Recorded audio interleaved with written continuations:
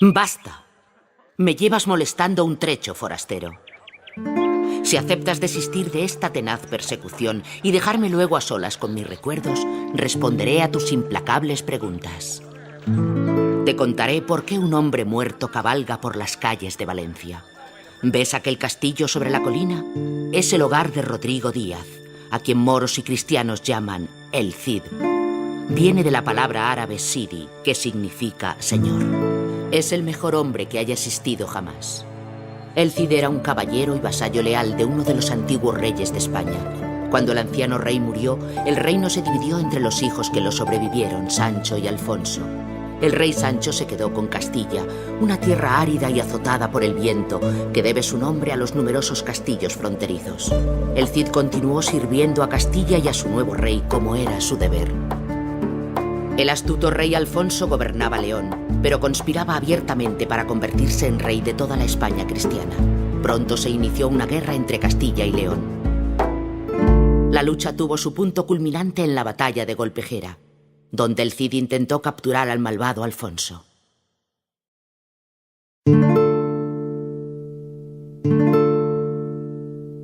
Aunque el Cid derrotó al ejército de Alfonso, el astuto rey sabía que había otras maneras tortuosas de ganar una guerra. Alfonso convenció mediante engaños a su hermano, el rey Sancho, para celebrar una conferencia secreta al amparo de las murallas de la ciudad de Zamora y lo mandó a asesinar por la noche. Con la muerte de su hermano, Alfonso se convirtió en rey de Castilla y León y, por ende, el rey más poderoso de la España cristiana. El Cid no podía confiar en el rey Alfonso, pero había jurado servir a su rey, y ese hombre era ahora Alfonso. Obligó al rey Alfonso a prestar juramento sobre las Sagradas Escrituras, exculpándose de la muerte de Sancho. Nervioso, Alfonso lo declaró así ante su ejército y su corte. Con esto, el Cid le ayudó a consolidar su derecho al trono ante el pueblo, porque éste confiaba en el Cid. Pero el rey Alfonso no supo apreciar el gesto del Cid. En vez de ello, comenzó a sentir rencor contra el hombre que era el mejor de sus caballeros, por haber dudado de él. Alfonso también sentía envidia y recelo por la popularidad del Cid entre los soldados y la gente del pueblo. Una y otra vez envió al Cid a batallas peligrosas de las que siempre regresaba victorioso. ¿Que cómo sé tanto acerca del mío Cid, Rodrigo Díaz? Soy Jimena de Asturias, la dueña de este castillo. En el año 1075, Rodrigo y yo nos casamos en Castilla. Aquellos fueron los días más felices de mi vida. Al menos cuando no enviaban a mi esposo a luchar contra los moros. En Oriente, en Tierra Santa, solo hablan de una expansión musulmana, la de los turcos selyúcidas. Pero aquí, en España, nos referimos a otra, la de los moros. Habían gobernado el sur de España durante tanto tiempo que a menudo cristianos y musulmanes vivían como vecinos sin animosidad. Así sucedía en la ciudad de Toledo, que se encontraba en tierra mora, pero que estaba habitada también por cristianos. Un asesinato político había sumido a la ciudad de Toledo en una guerra civil. Viendo una posibilidad de expandir su imperio, el rey Alfonso atacó Toledo con la excusa de restaurar el orden. Dio al Cid el mando del ejército, aunque una vez más cabe preguntarse si lo que deseaba no sería ponerle en peligro. Una vez más, el Cid salió victorioso y entregó la ciudad al rey Alfonso. Moros y cristianos juntos gritaban su nombre desde las murallas de la ciudad, llamándole el Cid campeador, es decir, mi señor el conquistador. Tras casi 400 años de dominio moro, la ciudad de Toledo tenía por fin un rey cristiano. Pero Alfonso aún no estaba satisfecho. Acusó al Cid de buscar la gloria personal a expensas de la corona. Cuando oía a los campesinos gritar el nombre del Cid en lugar del suyo, se enfadaba aún más. Supe entonces que nuestra pacífica existencia en Castilla estaba a punto de terminar.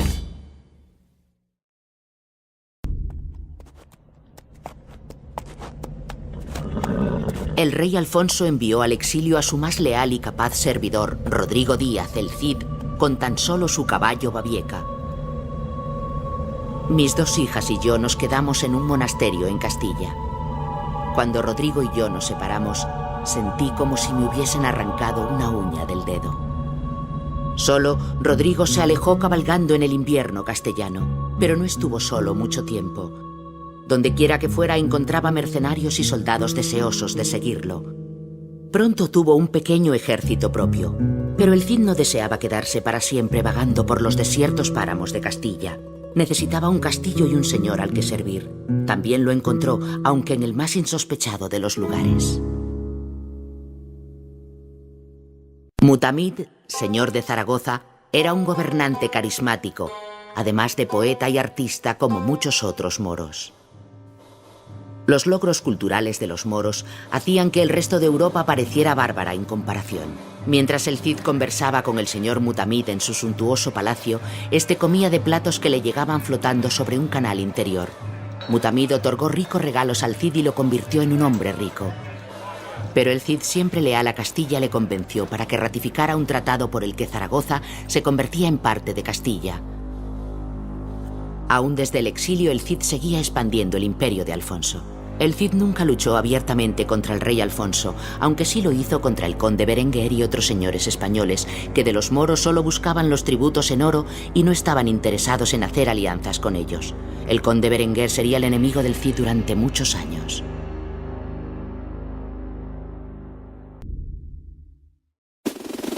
El rey Alfonso observaba alarmado cómo las fuerzas combinadas de moros y de cristianos bajo el mando del Cid ganaban poder y prestigio.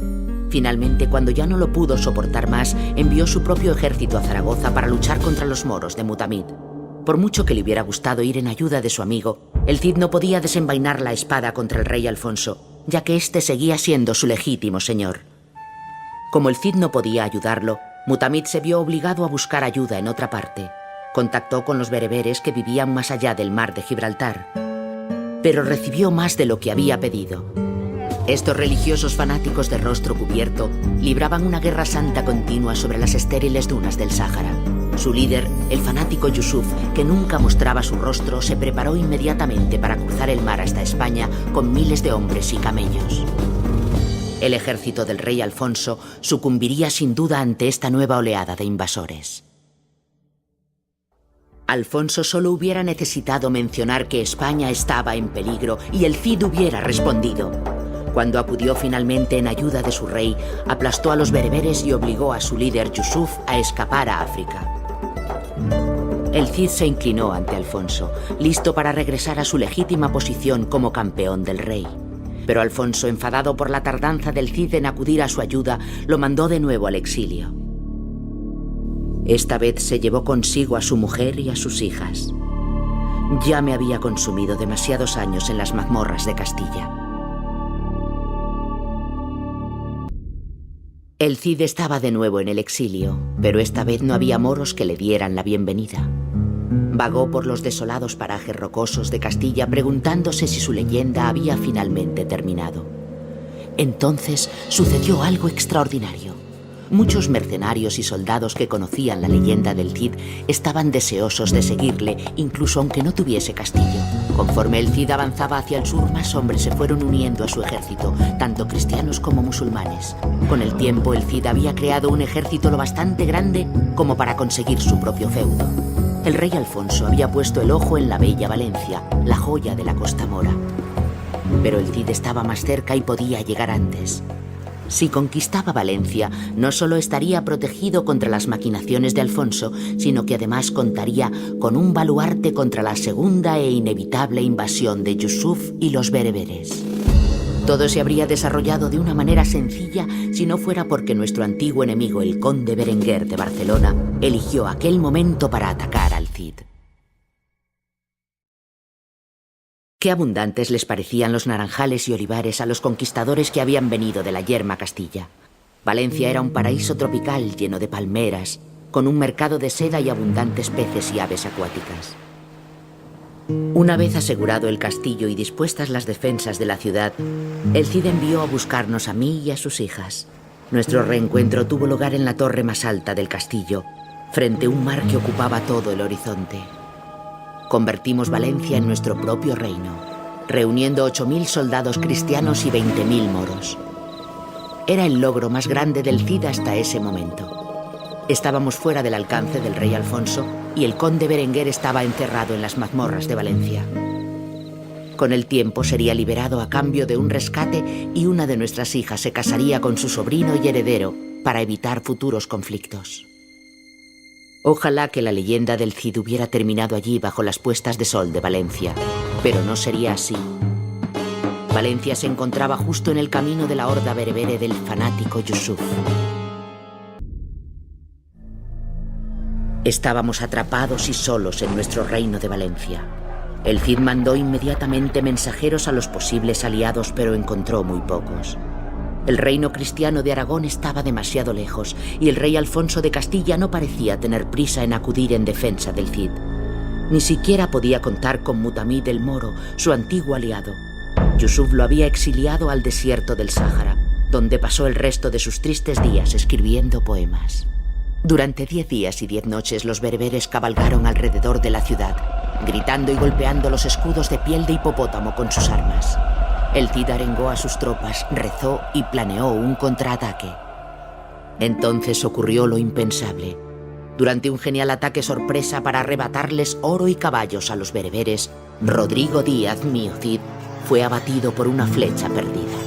El ataque sorpresa se convirtió en una fuga desordenada y los hombres del Cid regresaron a duras penas al castillo con su cuerpo herido. Rodrigo y yo sabíamos que no sobreviviría a la noche, pero también sabíamos que sin su Cid para dirigirlos, los soldados de Valencia no se sentirían lo bastante fuertes para enfrentarse a los bereberes. Por ello, aunque acababa de morir, até a mi marido sobre Babieca y le puse la espada tizona en la mano. Babieca era bien visible, en lo alto la ciudad de Valencia. Mi única esperanza era que los hombres no se dieran cuenta del engaño, que no se enteraran de que el Cid estaba ya muerto. Fue el crepúsculo de la España mora. El ejército berebere fue derrotado y Valencia resistió el cerco.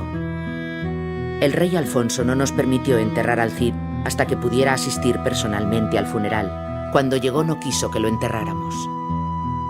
En su lugar, el cuerpo del Cid fue embalsamado y colocado cerca del altar de la iglesia, sentado en un taburete de marfil que había arrebatado a los moros, cubierto de lujosa seda y sujetando en la mano izquierda su espada tizona.